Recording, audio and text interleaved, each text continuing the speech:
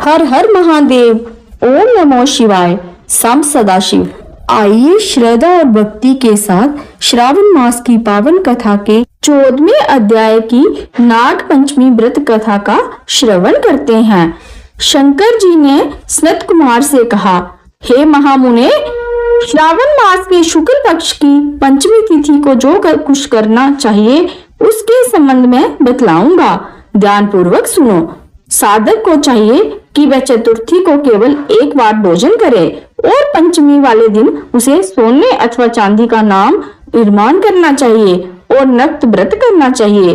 नक्त व्रत रखकर उसे काठ या मिट्टी का 5 फनों वाला नाग बढ़ई अथवा कुम्हार से बनवाना चाहिए तथा भक्ति द्वारा उसका अर्चन करना चाहिए। अपने घर के मुख्य द्वार के दोनों तरफ गोबर का 5 फनों वाला सांप बनाकर उसकी दूध तथा खीलों से पूजा करनी चाहिए।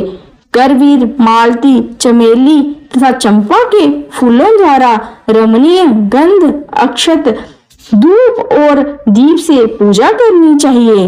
ब्राह्मणों को शुद्ध घी के लड्डू तथा खीर का भोजन करवाना चाहिए। अनंत बासुकी, शेष, पद्मनाभ, कंबल, करकोटक, अश्व, धृतराष्ट्र, शंखपाल, कालिया तथा तक्षक, इन नागों के कुलाधिपति को हल्दी चंदन से दीवार पर अंकित करना चाहिए तथा नाग माता कद्रुप को भी अंकित करके फूल आदि से पूजा करनी चाहिए। साधक को नाग देवताओं का पूजन करके घी और चीनी मिलाकर उनको दूध पिलाना चाहिए। उस दिन लोहे की कढ़ाई में कोई पकवान ना पकाना चाहिए। गेहूं और दूध का पायस बनाकर भुना चना, धान का लावा भुने हुए जो नागों को देना चाहिए और आप भी उन्हीं चीजों को खाना चाहिए। साथ ही अपने बच्चों को भी यही भोजन करवाएं। ऐसा भोजन करवाने से छोटे बच्चों के दांत मजबूत हो जाते हैं। बाम्बी के नजदीक गान वाद्य द्वारा उत्सव मनाना चाहिए। स्त्रियों को भी श्रृंगार करके उत्सव मनाना चाहिए। ऐसा करने वाले मनुष्य को जीवन भर कभी सांप का भय नहीं होता। भगवान शंकर जी ने श्री सनत कुमार जी से कहा, हे महामुने, संसारिक जीवों के कल्याणार्थ मैं आपसे जो कुछ कहूंगा उसे ध्यान पूर्वक सुनिए। सांप के दर्शन मात्र से मनुष्य को अधोगति होती है। सांप हमेशा तमोगुणी होता है, इसमें संशय नहीं है। पूर्व विधि द्वारा एक गुप्त आदि का नियम कर ब्राह्मणों के सहित प्रेम से नाग बनाकर पूजा करनी चाहिए। इस तरह 12 मासों की शुक्ल पक्ष पंचमी के दिन व्रत करना चाहिए। वर्ष की समाप्ति पर शुक्ल पक्ष की पंचमी को फिर पूजा करनी चाहिए। नागों के भोजन के उद्देश्य से साधु संतों द्वारा ब्राह्मणों को भोजन करवा देना चाहिए। इतिहासविद को रत्न विभूषित सोने का नाग देना चाहिए। सामग्री सहित सबसा गो दान देते समय नारायण विभु का स्मरण करें।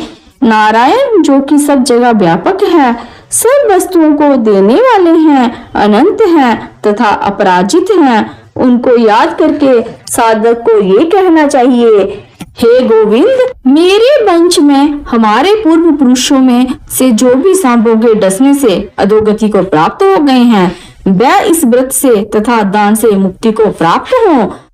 इस तरह कहकर सफेद चंदन युक्त चावल के पानी को भक्ति से वासुदेव के लिए जल में छोड़ देना चाहिए। इस प्रकार करने से यानी व्रत, पूजा तथा दान करने से जो जीव साधक के वंश में मर गए होंगे, या सांप के काटने से भविष्य में मरने वाले होंगे, हे महामुने, वह सब के सब सर्प योनि से मुक्त होकर स्वर्ग लोक में चले जाएंगे। हे मुनिस्तम, इस प्रकार व्रत करने वाला अपने वंश का उद्धार कर अप्सराओं से सेवित हो शिव के संदिग्ध में जाता है। जो इस व्रत को सब वित्तानुसार करता है उसको इस व्रत के सभी फलों की प्राप्ति होती है।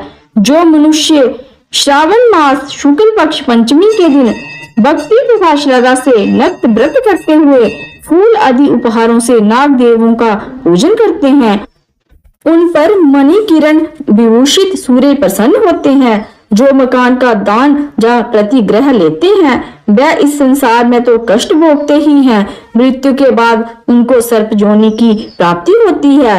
हे विप्रेंद्र, जो लोग नाग की हत्या करते हैं उनके यहाँ अगले जन्म में पुत्र नहीं होता, जा होकर मर जाता है। स्त्रियों की कृपणता से भी प्राणी की सर्प योनि होती है। वह लोग जो दूसरों की धरोहर अमानत हजम कर जाते हैं वह भी सर्प योनि पाते हैं। जो मनुष्य विभिन्न कारणों से सर्प योनि में चले जाते हैं उनके उद्धार के लिए ये नाग पंचमी व्रत एक उत्तम उपाय कहा गया है। जो लोग धन की कृपणता त्याग कर नाग पंचमी का व्रत तथा अर्चन करते हैं उनके हितार्थ सब नागों के स्वामी शेष और सब बासुकी नाग भगवान हरि से भगवान सदाशिव से हाथ जोड़कर प्रार्थना करते हैं। शेष और बासुकी की प्रार्थना से प्रसन्न होकर भगवान शिव और भगवान विष्णु उन लोगों की सब मनोकामनाएं पूरी करते हैं। वह लोग इस संसार में सुखपूर्वक अपना जीवन व्यतीत करने के बाद पहले नागलोक में जाकर अनेक तरह के भोगों का भोग कर उसके पश्चात वैकुंठ लोक जा कैलाश में भगवान श्री विष्णु या भगवान शिव के गण होकर परम आनंद को भोगते हैं। हे विप्रेंद्र, आपके सामने मैंने ये नागों का नाग पंचमी व्रत कहा है।